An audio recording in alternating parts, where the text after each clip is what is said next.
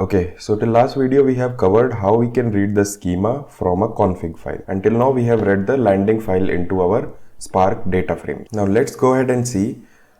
In our last video we have seen that we were reading the landing file from directly the folder name, that is sales dump with the date. So as we know that we are receiving the data on the daily basis. Currently we are reading just directly from the date. That means we are reading just one day of data. But maybe tomorrow or next day this 13 will go to 14 because the next day data will have some other name convention with the date. So how to take care of that? That our today's timestamp will be the current date and the previous day or the next day timestamp will be the next day or the previous day, and we have to read directly from that folder itself. So let's see how to deal with that. First, let's see in our sales landing. Let's suppose this is today's date, 4th of June 2020. Now how do you get coming inside the sales landing directory? Just consider the folder with today's date. So how do we handle this in Python? Let's see this. So interesting thing to start this is, how do we handle dates in the first place in Python? So let's see handling dates. So to handle dates, there are multiple libraries. For this course, they'll be using datetime from datetime, and there are few couple of functions that we need to import like datetime, date, time and time delta. Let us see where and how we are going to use all these functions. So first let's see what this datetime gives us. So very basic function that we can use for datetime is datetime dot now. So now will give you the timestamp of today. So let's see and try to print this, and let's see what we are getting, and let's try to print it. I'll comment this for now because once our handling date starts working, then we have to ignore this input location which was just meant for reading one folder, and we will dynamically read folders on the daily basis of the current day. So let us comment this for now and try to run this. So you can see I am getting the current date, that is 5th of June, and the time right now is 9:33, as you can see here, 9:33. So this is to get started with the datetime module. Now let's see how we can take today's data and yesterday's data, or we want to add or subtract a few days out of some particular date time. For that we use time delta. Let's see how to use that. So if you want to use yesterday's date, you can easily use that by today. That was the parameter that was having current date, and minus time delta, and how much if we want to subtract is 1. So that is 1 day will be subtracted from today's date. Now let's see. So you can see we are getting exact timestamp with yesterday's date, that is 4th June. Today is 5th, we are getting 4th. Okay, that is fine. But how do we format this date such that it matches the format that is coming as the input file directory? You can see currently here we are getting 04/06/2020, that is 4th June 2020. So that is the date, the month, and so here. So we want something like DD YYYY and preceding with an underscore. So this is what we want. So to format the date, we can use string ftime function. So whatever date you want to format, let's say yesterday, and dot strftime. This is the function that you want to use. And very simply you can provide the format in which you want. For DD, you have to press a % and D, that is date. Then soon after that, without anything, you want the month. So % month. And soon after that you want complete year.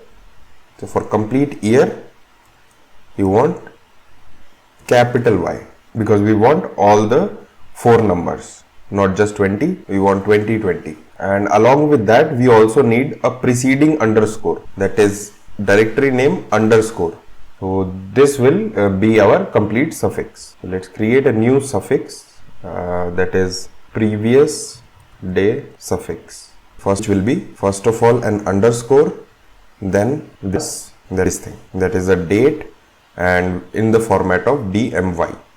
So let's see what we are getting. Let me make this print statement after this so that we get the latest value of previous day suffix. And make sure this is yesterday's date that we are going to format. So you can see we are getting the exact format in which we want, underscore 04062020. So now let's take the suffixes for both current date and the previous date, because currently we are dealing the current and the previous day's data. If you recall about our use case, so for current day's data we have to read and hold the data in case we have to we have some values missing, and in the next day we have to consider the previous day's data as well. In case any updates are released, we have to start processing that particular record. So for now just take 2 days, that is current day and the previous day. In future point of time we will also consider a particular window of history data. So let's do this for both current day and previous day. Current day suffix will be the today's time formatted in our required format, and yesterday's date will be formatted as for the previous day. Let's try to print both and see current day suffix and previous day suffix. So fine, we are getting both in the required format, and this will be ideal in case our batch data processing pipeline is processing daily, because this function will only give the current date time.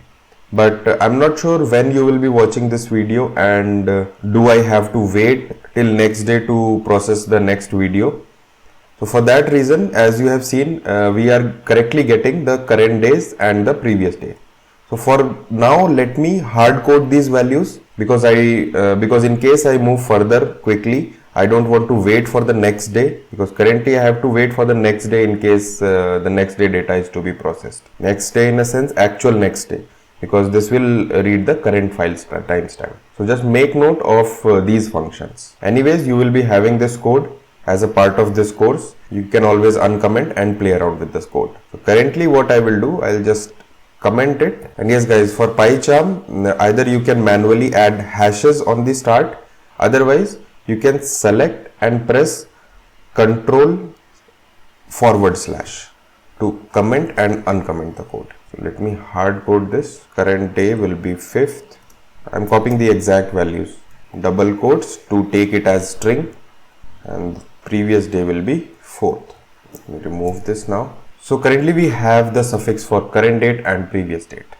Let's see and now read the value correctly. I just need it for current date because I'm processing the current data. So now I'll go back to my config.ini and let me mention the input paths only till standard input directory, because there might be multiple more locations that we want to read. You can see here input has many products, USD rates, vendors, all the data here. So this will be standard if we keep it as an input directory. So I'll make it till inputs. And let's see what changes we have to make in our code to read the value correctly. So now we don't want to read exactly from the input location, along with the input location. Now notice here carefully, it already has a backslash. So we just want to add whatever folder was there after this. So to add a string, use plus and paste whatever you wanted here. Now here, thing to notice is this will be a string till sales dump, correct?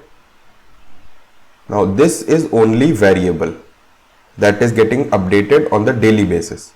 So what we have to do, again a plus, and in place of this we are already getting this dynamic value as a part of current day suffix. So very simply in place of this we can mention current day suffix. I hope that is clear. Here it is up to you that if you use forward slash or backslash, in both the cases it will read it. And now let's see in sales landing. So for 4th, I mean yesterday this data suppose we have received. Let's see what is there inside this data. All our 7 columns, and within that few values are missing. Oh, fine, let's read it first. Right now I created this data yesterday, that is 4 June. So just for time being, to read it, let's mention current day also as 4 and try to read the data. So currently we are able to read the data. Now next steps. Now from this we have to keep the data on hold, for which we haven't received the quantity sold or vendor ID. You can see we have couple of records here. This is just a sample. Once we load the entire data set with millions of rows, the code is going to work the same way. So just for the development, I have taken this sample. But as a part of your course content, you will get a complete data set on which you can try to execute this code. So currently here you can see there is these few values which are missing with the quantity sold, and vendor ID is also missing for only one record. So that's fine. So we can go ahead with a plan like, let us consider all the null values for quantity sold or vendor ID. In case that is null, let us consider them as the invalid records. And apart from that, all the records we will take as a valid record. So let's see how to do that.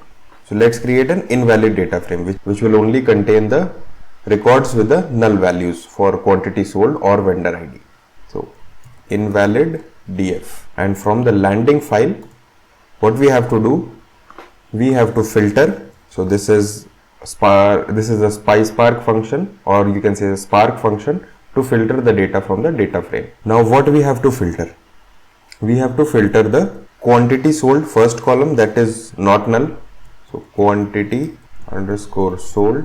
Now how do we access this particular column? To have a data frame, to access this, we have to use the call API, that is column API, and that you will get in the Spark function. So let's import it from pyspark.sql.functions import call, or it is not likely to import it, because in PySpark sometimes you get errors while importing that into current namespace. Let us import it like from spark.sql import functions itself, and let us give an alias so that we don't have to write entire functions. So here you have to access it like the alias psf.call, the function name.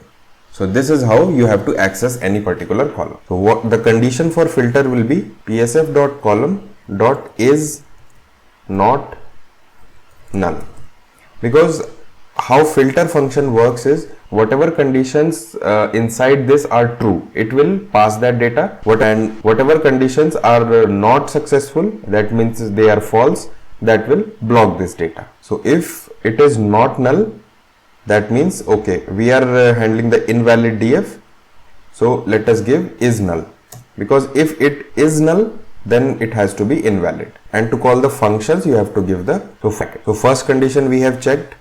Now the other condition was the vendor ID to be checked. So inside filter, to give an OR condition, you can give a pipe, and same way we will check the vendor ID as well.